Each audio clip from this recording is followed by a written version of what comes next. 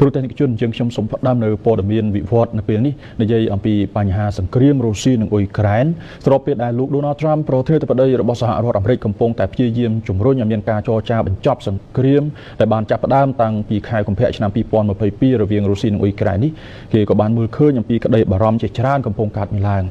យ៉ាងពីស្ថានភាពសមរភូមិសង្គ្រាមបន្តិចនៅពេលនេះគេបានមើលឃើញថាអ៊ុយក្រែនហើយនិងរុស្ស៊ីនៅតែបន្តប្រយុទ្ធគ្នាខ្លាំងនៅតំបន់ភាគខាងកើតនៃទឹកដីអ៊ុយក្រែនឬអាចនិយាយថានៅក្នុងដែនដីតំបន់ Donbas ដែលផ្ដុំឡើងដោយតំបន់ Donetsk និង Luhansk នៅភាគខាងកើតជាទីដែលរុស្ស៊ីកំពុងតែបន្តប្រតិបត្តិការរបស់ខ្លួនយ៉ាងខ្លាំងក្លាដើម្បីគ្រប់គ្រងនៅដែនដីភាគខាងកើតរបស់អ៊ុយក្រែននេះឲ្យបានពេញលេញយោធាទីក្រុងគៀវបាននិយាយនៅថ្ងៃអាទិត្យទី16កុម្ភៈឆ្នាំ2025ម្សិលមិញនេះថាកងទ័ពរុស្ស៊ីបានបង្កើនការវាយប្រហាររបស់ខ្លួនកាន់តែខ្លាំងនៅភាគខាងកើតគណៈមន្ត្រីអង្គការ NATO បានប៉ាន់ប្រមាណថាទីក្រុងមូស្គូអាចបង្កើនល្បឿននិងភាពខ្លាំងក្លានៃការវាយប្រហាររបស់ខ្លួនស្របពេលកិច្ចពិភាក្សាដើម្បីបញ្ចប់សង្គ្រាមកាន់តែជិតចូលមកដល់ទីក្រុងគៀវបានដឹងថាការវាយប្រហារសំខាន់ៗត្រូវបានប្រមូលផ្ដុំនៅជិតមជ្ឈមណ្ឌល Pospir គឺទីក្រុង Pokrovsk គណៈពេលដែលក្រុមមន្ត្រីអាមេរិកនិងរុស្ស៊ីរំពឹងថានឹងធ្វើកិច្ចចរចានៅប្រមាណថ្ងៃខាងមុខនៅអារ៉ាប៊ីសាអូឌីតគណៈលោកប្រធានាធិបតីអាមេរិក Donald Trump កំពុងជំរុញឲ្យមានសន្តិភាព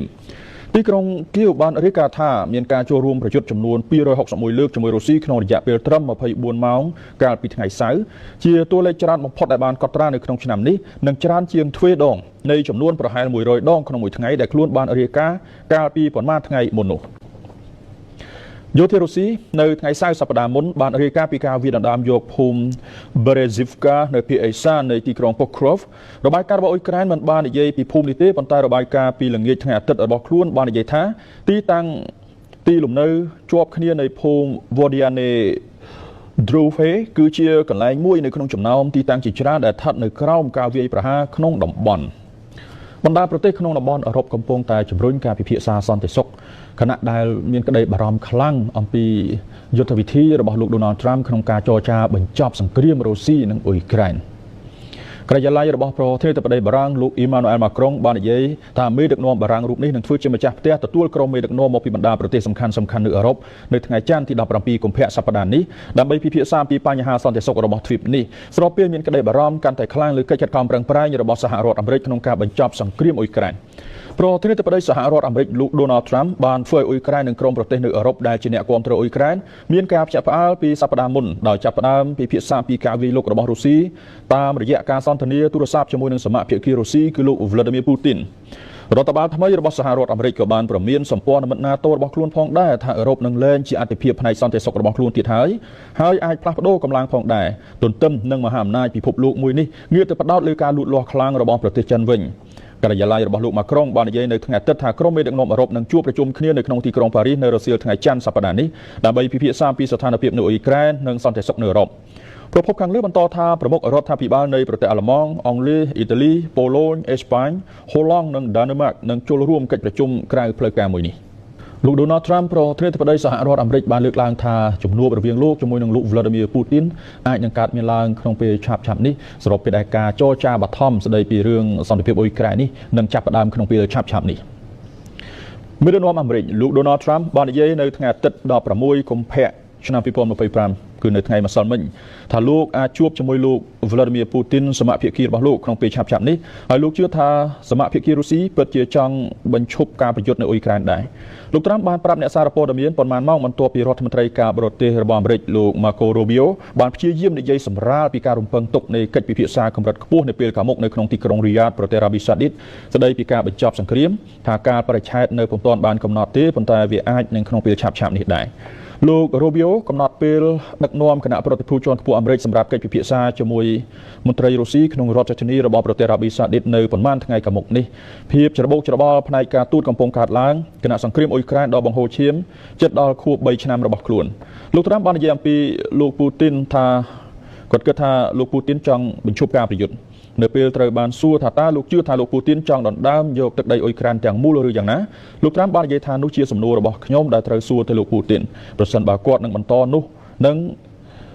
នឹងធ្វើឲ្យខ្ញុំមានបញ្ហាធំបាទគឺសម្ដីផ្ទាល់របស់លោក Trump លោក Trump បាននិយាយថាលោក Zelensky ក៏ចង់បញ្ចប់សង្គ្រាមដែរប្រធានាធិបតីអ៊ុយក្រែនលោក Volodymyr Zelensky បាននិយាយនៅថ្ងៃអាទិត្យថាលោកជឿជាក់ថារុស្ស៊ីកំពុងរៀបចំធ្វើសង្គ្រាមប្រឆាំងនឹងសម្ព័ន្ធយោធា NATO ប្រសិនបើលោក Trump បន្ថយការគ្រប់គ្រងរបស់សហរដ្ឋអាមេរិកសម្រាប់សម្ព័ន្ធមិត្តមួយនេះ មានប្រភពដែលបង្ហើបឲ្យដឹងថាអ៊ុយក្រែនមិនត្រូវបានអញ្ជើញឲ្យចូលរួមកិច្ចចរចាសន្តិភាពរវាងអាមេរិកនិងរុស្ស៊ីនោះឡើយប្រពន្ធរដ្ឋាភិបាលអ៊ុយក្រែនជាន់ខ្ពស់មួយបានប្រាប់ទូរទស្សន៍ BBC ថាទីក្រុងគៀវមិនត្រូវបានអញ្ជើញឲ្យចូលរួមនៅក្នុងកិច្ចពិភាក្សារវាងសហរដ្ឋអាមេរិកនិងរុស្ស៊ីដែលមានបំណងបញ្ចប់សង្គ្រាមនៅអ៊ុយក្រែនទេបេសកជនពិសេសរបស់សហរដ្ឋអាមេរិកទទួលបន្ទុកបញ្ហានៅអ៊ុយក្រែនលោក Keith Kellogg បាននិយាយថាទីក្រុងគៀវនឹងចូលរួមនៅក្នុងកិច្ចពិភាក្សានៅថ្ងៃច័ន្ទនៅប្រទេសអារ៉ាប៊ីសាអូឌីតប៉ុន្តែប្រពន្ធបាននិយាយថាមិនមានគណៈប្រតិភូណាមួយនឹងមានវត្តមានឡើយក្រុមមេដឹកនាំអឺរ៉ុបក៏មិនត្រូវបានស្នើសុំឲ្យចូលរួមនៅក្នុងការពិភាក្សាដែរហើយគ្រោងនឹងជួបជំនួសវិញនៅថ្ងៃច័ន្ទសប្តាហ៍នេះនៅក្នុងទីក្រុងប៉ារីសប្រទេសបារាំងជាកិច្ចប្រជុំកំពូលដែលរៀបចំដោយប្រធានាធិបតីបារាំងយ៉ាងប្រញាប់ប្រញាល់ដោយសារមានក្តីបារម្ភកាន់តែខ្លាំងថាទ្វីបនេះកំពុងត្រូវបានដកចេញពីការចរចាកិច្ចប្រជុំដាច់ដោយឡែកនេះធ្វើឡើងបន្ទាប់ពីសប្តាហ៍ដ៏ច្របូកច្របល់ដែលទីក្រុង Washington បានបង្ហាញពីការផ្លាស់ប្ដូរយ៉ាងខ្លាំងនៅក្នុងវិធីសាស្ត្ររបស់ខ្លួនចំពោះសង្គ្រាមនៅអ៊ុយក្រែនរដ្ឋមន្ត្រីការបរទេសសហរដ្ឋអាមេរិកលោក Marco Rubio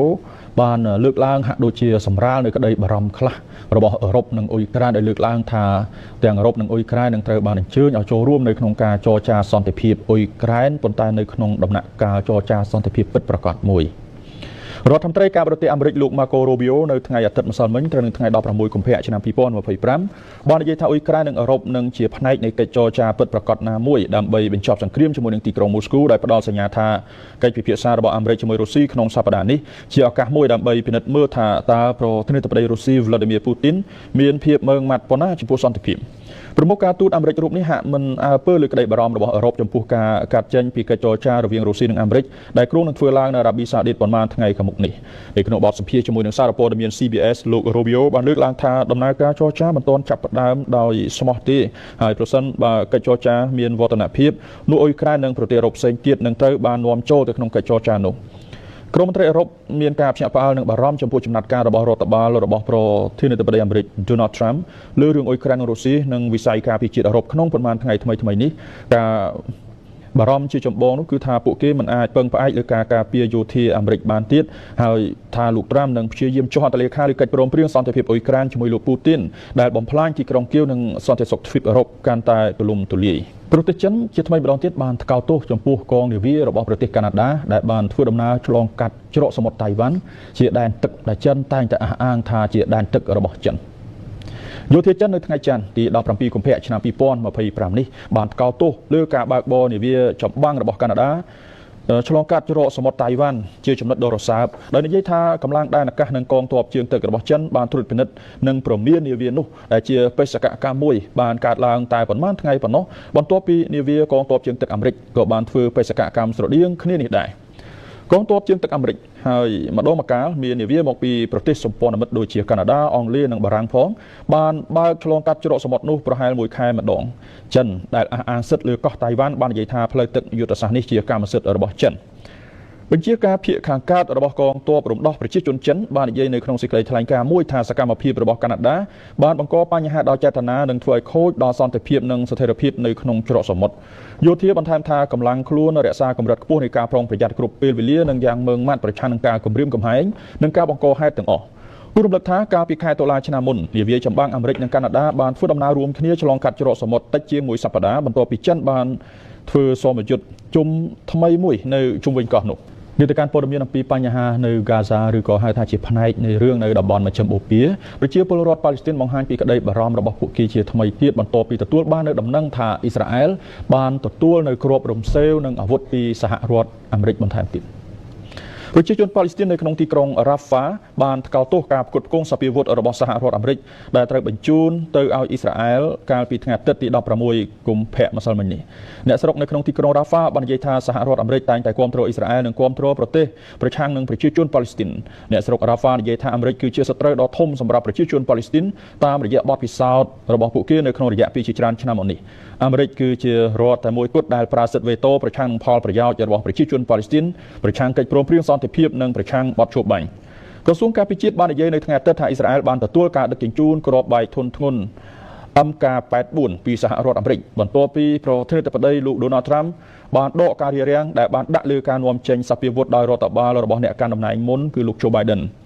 ប រដ្ឋបាលលោក Biden បានបញ្ជូនគ្រាប់បែករាប់ពាន់គ្រាប់ទម្ងន់ 2,000 ផោនទៅកាន់ប្រទេសអ៊ីស្រាអែលបន្ទាប់ពីការវាយប្រហារកាលពីថ្ងៃ 7 តុលាឆ្នាំ 2023 ដោយក្រុមសកម្មប្រយុទ្ធប៉ាឡេស្ទីនហាម៉ាស់ពីតំបន់ហ្គាហ្សាចូលអ៊ីស្រាអែលយើងក៏បន្តតាមដានផងដែរទៅលើវឌ្ឍនភាពនៃបញ្ហារឿងដែលលោក Donald Trump កំពុងតែអនុវត្តនៅគោលនយោបាយការដំឡើងពន្ធពាណិជ្ជកម្មយ៉ាងខ្លាំងក្លាពិសេសបន្ទាប់ពីលោក Trump បានប្រកាសអំពីការឈានទៅអនុវត្តនៃការដំឡើងពន្ធ 25% គ្រប់ប្រទេសទាំងអស់ដែលត្រូវនាំចូលនៅអាលុយមីញ៉ូមនិងដែកថែបបាទទៅកាន់សហរដ្ឋអាមេរិកជុំវិញរឿងនេះគឺខាងភាគីនៃប្រទេសអង់គ្លេសបានលើកឡើងថាខ្លួនអាចនឹងដាក់ពន្ធប្រឆាំងនឹងសហរដ្ឋអាមេរិកវិញបើសិនជាសហរដ្ឋអាមេរិកពិតជាចង់បង្កើតសង្គ្រាមពាណិជ្ជកម្មរឿងការដំឡើងពន្ធនេះរវាងអាមេរិកជាមួយនឹងប្រទេសអង់គ្លេសដែលត្រូវបានគេដឹងថាជាសម្ព័ន្ធមិត្តដ៏ជិតដិតមួយរបស់អាមេរិករដ្ឋាភិបាលចក្រភពអង់គ្លេសកំពុងសម្លឹងមើលទៅលើការវាយលុកផលិតផលអាមេរិកជាមួយនឹងការដំឡើងពន្ធថ្មីប្រសិនបើចក្រភពអង់គ្លេសបរាជ័យក្នុងការបញ្ជិះពន្ធ 25% លើដែកថែបនិងអាលុយមីញ៉ូមរបស់សហរដ្ឋអាមេរិកលោក Jonathan Reynolds ប្រមុខធុរកិច្ចនិងពាណិជ្ជកម្មបាននិយាយនៅថ្ងៃអាទិត្យម្សិលមិញត្រូវនឹងថ្ងៃ 16 កុម្ភៈឆ្នាំ 2025 តាមវេលានៅអង់គ្លេសថាប្រសិនបើប្រធានាធិបតីអាមេរិកលោក Donald Trump បានដាក់ពន្ធនាំចូលបន្ថែមយ៉ាងខ្លាំងលើដែកថែបនិងអាលុយមីញ៉ូមរបស់អង់គ្លេសនោះក៏អាចមើលឃើញការវាយបកទៅវិញនៃពន្ធបន្ថែមរបស់អង់គ្លេសលើផលិតផលអាមេរិករួមទាំងស្រាវីស្គី ខោកាប៊យនិងតូចក្រយានយន្តជាដើមគូរំលឹកថាការដំឡើងពន្ធពីមុនដែលបានកំណត់គោលដៅលើផលិតផលអាមេរិកត្រូវបានផ្អាកក្រោមកិច្ចព្រមព្រៀងក្នុងខែមីនាឆ្នាំ 2022 ដោយរដ្ឋាភិបាលអភិរក្សនិយមរបស់អង់គ្លេសជាមួយនឹងអតីតរដ្ឋបាលលោក Joe Biden របស់អាមេរិកដែលបានមើលឃើញការបើកឡើងវិញនៃការចូលប្រើប្រាស់ដោយមិនគិតពន្ធសម្រាប់អ្នកនាំចេញដែកថែបនិងអាលុយមីញ៉ូមរបស់អង់គ្លេសទៅកាន់សហរដ្ឋអាមេរិកលោក Reynolds បានព្រមានថាប្រសិនបើលោក Trump ដំឡើងពន្ធអាមេរិកឡើងវិញនោះកិច្ចព្រមព្រៀងមួយនោះក៏នឹងខ្ទេចខ្ទីដោយប្រាប់សារព័ត៌មាន BBC ថាអង់គ្លេសនឹងត្រឡប់ទៅទីតាំងដាក់ពន្ធលើអាមេរិកវិញប៉ុន្តែលោកក៏សង្ឃឹមថានឹងមានការលើកលែងសម្រាប់ការនាំចេញដែកថែបនិងអាលុយមីញ៉ូមរបស់អង់គ្លេសបណ្ដារដ្ឋមន្ត្រីអង់គ្លេសកំពុងតែមានកង្វល់ក្នុងការបញ្ជិះចំនួនពាណិជ្ជកម្មជាមួយទីក្រុង Washington ហើយកំពុងព្យាយាមកាត់បន្ថយភាពតានតឹងមុនពេលដំណើរទស្សនកិច្ចរបស់លោកនាយករដ្ឋមន្ត្រី Keir Starmer ទៅកាន់សេតវិមានអាមេរិកនៅចុងខែនេះ